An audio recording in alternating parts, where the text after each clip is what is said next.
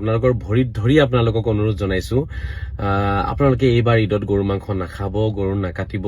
তেওঁলোকে পূজা কৰা বস্তুটো যদি আমি কাটি খাওঁ আৰু তাৰ পিছত যদি আমি কওঁ ভাতৃত্ববোধ আছে আমাৰ মাজত, আমি ভাই ভাই, সেইটো কেনেকুৱা ভাই ভাই হ'ব? তেওঁলোকে যাক সন্মান কৰে, তেওঁলোকৰ কাৰণে পূজনীয় হয়, তেওঁলোকে শ্ৰদ্ধা কৰে, তেনেকুৱা এটা বস্তু কাটি পেলাই আমি খাই পেলাই যদি কওঁ আমি ভাই তো এইটো জানো আচৰিত কথা নহ'ব পৃথিৱীত? নমস্কাৰ, আসসালামু আলাইকুম। সকলোকে ঈদৰ আন্তৰিক শুভেচ্ছা জ্ঞাপন কৰিছো।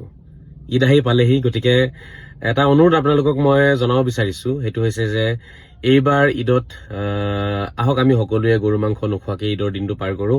আৰু আমি এইবাৰ যদি গৰু মাংস নাখাওঁ বা গৰু নাকাটো ঈদ উপলক্ষে, তেতিয়া নিশ্চয় আৰু বেছি শান্তি আমাৰ মাজত আহিব আৰু বেছি মৰম চেনেহ বাঢ়িব আমাৰ মাজত। এইটো এটা মোৰ অনুৰোধ, কাটৰ অনুৰোধ। মই আপোনালোকৰ ভৰিত ধৰি আপোনালোকক অনুৰোধ জনাইছো আপোনালোকে এইবাৰ ঈদত গৰু মাংস নাখাব, গৰু নাকাটিব।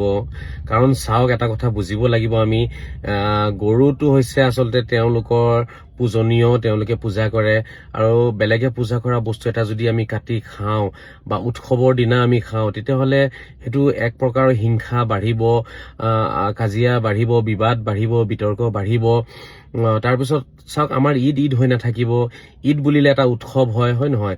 শান্তিৰ উৎসৱ, মৰমৰ উৎসৱ। সেইটো শান্তি আৰু মৰমৰ উৎসৱ হৈ নাথাকিব, সেইটো আমাৰে মাজত মানে আমিয়ে খোৱা বোৱা কৰা এটা উৎসৱ হৈ যাব আৰু। কিন্তু আচলতে সেইটোতো উৎসৱৰ উদ্দেশ্য নহয়। আমি যিহেতু অসমত আছো, ভাৰতত আছো, ভাৰতৰ বিভিন্ন জাতি জনগোষ্ঠী, বিভিন্ন ধৰ্মীয় লোকসকলে বসবাস কৰি আছে।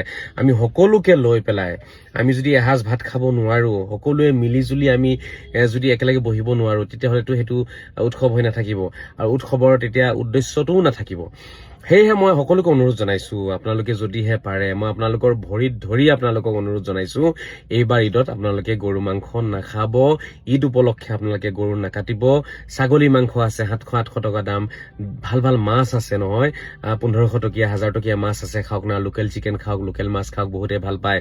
কিন্তু এটা কথা আপোনালোকে নিজে ভাবি চাবচোন, তেওঁলোকে পূজা কৰা বস্তুটো যদি আমি কাটি খাওঁ আৰু তাৰ পিছত যদি আমি কওঁ ভাতৃত্ববোধ আছে আমাৰ মাজত, আমি ভাই ভাই, সেইটো কেনেকুৱা ভাই ভাই হ'ব?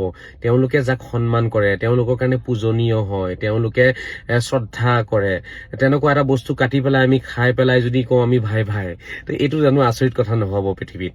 গতিকে ভাৰতবৰ্ষৰ নীতি নিয়ম অলপ বেলেগ হ'ব আমাৰ। আমিতো বাংলাদেশত নাই, আমিতো আৰু পাকিস্তানত নাই, আমিতো আৰু আফগানিস্তানত নাই। তেনেকুৱা জেগাত কোনোবাই খাইছে, আমাৰ তাত ক'বলগীয়া একো নাই। কিন্তু ভাৰতবৰ্ষত যিহেতু বিভিন্ন জাতি জনগোষ্ঠীৰ এক বেলেগ ধৰণৰ এক মানে দেশ হয় এখন ভাৰত, গতিকে ইয়াৰ নীতি নিয়ম বহুত বেলেগ হ'ব। এই কথাখিনি আমি মানিব লাগিব। সেয়েহে মই আপোনালোকক এটা অনুৰোধ জনাইছো, আপোনালোকে ভাবি চাব। কাৰণ আমাৰ অৱস্থা একেবাৰে বেয়া, আমি একেবাৰে বৰবাদ হৈ গলো, আমাক ধ্বংস কৰি পেলালে কিছুমান ধৰ্মীয় নেতাই, কিছুমান গুৰুৱে ধ্বংস কৰিলে। সেইবোৰ কথা আপোনালোকে জানে। মোৰ অনুৰোধ আপোনালোকৰ ওচৰত, আপোনালোকে ভাবি চাব, যদিহে আমি এইবাৰ গৰু মাংস নাখাওঁ বা ঈদৰ দিনাখন আমি গৰু মাংস ত্যাগ দিওঁ, তেতিয়াহ'লে নিশ্চয় ভাতৃত্ববোধ বাঢ়িব, মৰম চেনেহ বাঢ়িব আৰু ঈদ সকলোৰে বাবে হ'ব। তেতিয়া সকলোৱে একেলগে ঈদ উদযাপন কৰিব পাৰিম। মোৰ এটা কাটৰ অনুৰোধ, আপোনালোকে ভাবি চাব। ধন্যবাদ।